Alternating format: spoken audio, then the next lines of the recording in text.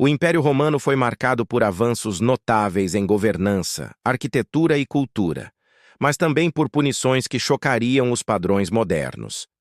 Para os romanos, a justiça era uma ferramenta de poder e controle, e o castigo era concebido para ser exemplar, brutal e público. A crueldade das penas refletia a severidade do regime e a importância da disciplina para a sobrevivência do vasto império. Desde cedo, a lei romana enfatizava a punição como meio de manter a ordem social. Os romanos acreditavam que a dor pública não apenas corrigia o infrator, mas também servia para intimidar a população, mostrando as consequências de qualquer desobediência.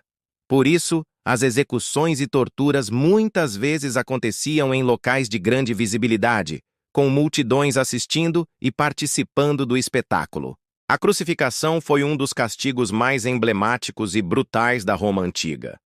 Utilizada principalmente contra escravos, rebeldes e criminosos não cidadãos, a crucificação era uma execução lenta e dolorosa.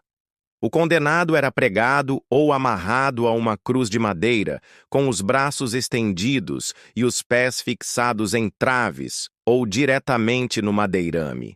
O peso do corpo pendurado dificultava a respiração e a agonia podia durar horas ou até dias. Antes da crucificação, o condenado muitas vezes sofria flagelação severa, com chicotes dotados de lâminas ou pedaços de metal que rasgavam a pele e os músculos, expondo ossos e causando hemorragias profundas.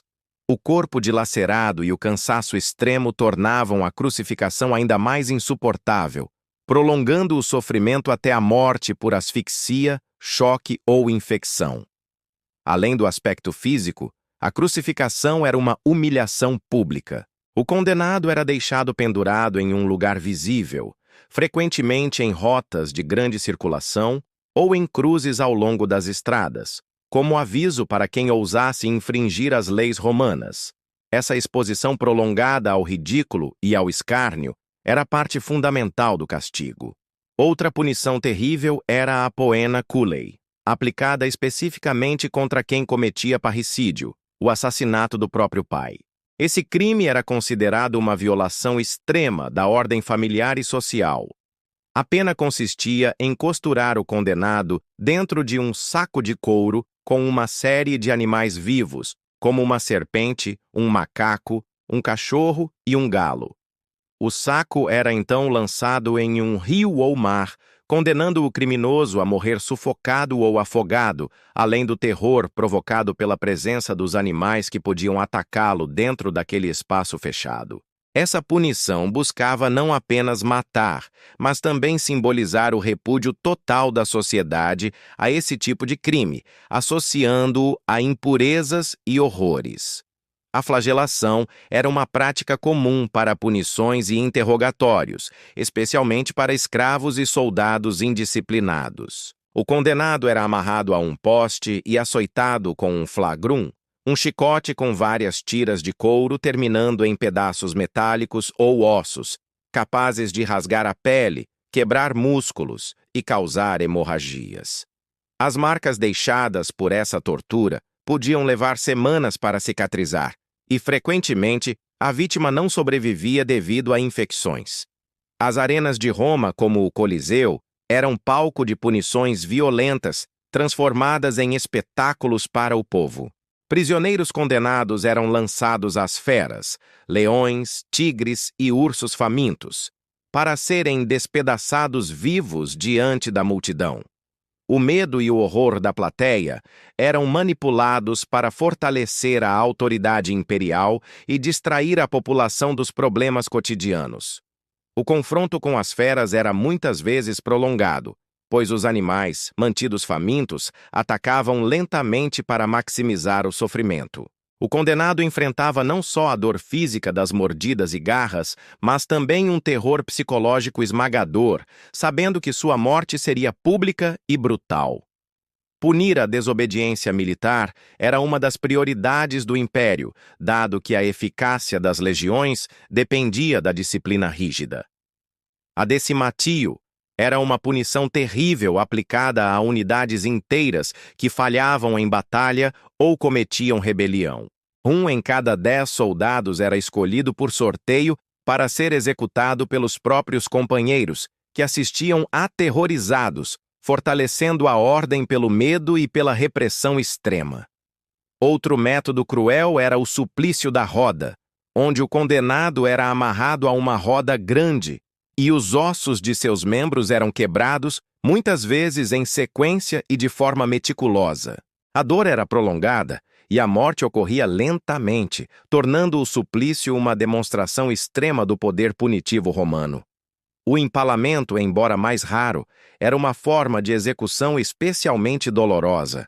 A vítima era atravessada por uma estaca, geralmente de baixo para cima, que perfurava órgãos vitais lentamente. A agonia se estendia por horas ou até dias, e o sofrimento era intensificado pela impossibilidade de se mover ou aliviar a dor. Em alguns casos, condenados eram queimados vivos, especialmente em crimes considerados de alta traição ou heresia religiosa. O fogo consumia lentamente a carne, e o cheiro de carne queimada espalhava-se pelas ruas, traumatizando espectadores e reforçando o terror social. Mutilações também eram comuns para marcar e humilhar criminosos. A amputação de membros, como mãos ou orelhas, deixava o indivíduo marcado para toda a vida, simbolizando sua transgressão e afastando-o da sociedade. Esses castigos físicos eram públicos e ritualísticos, reafirmando a autoridade da lei. A tortura psicológica também fazia parte das punições. Manter um condenado preso em celas escuras, exposto ao isolamento, à fome e ao medo constante da execução iminente, minava sua sanidade e preparava o terreno para a confissão ou a submissão. No campo dos interrogatórios, a tortura era aceita e regulamentada. O uso de instrumentos de ferro aquecido, ganchos e correntes, visava extrair confissões ou informações, sobretudo de escravos, que não tinham direito à defesa legal. A brutalidade desses métodos refletia a mentalidade autoritária do Estado romano. A exposição pública das vítimas era essencial para o sistema punitivo romano. Além de punir o indivíduo, a intenção era disseminar a mensagem de que a transgressão seria severamente castigada. A multidão, participante ativa, era tanto testemunha quanto cúmplice do terror imposto pelo Estado. Por fim, o sistema legal romano diferenciava as punições conforme o status social.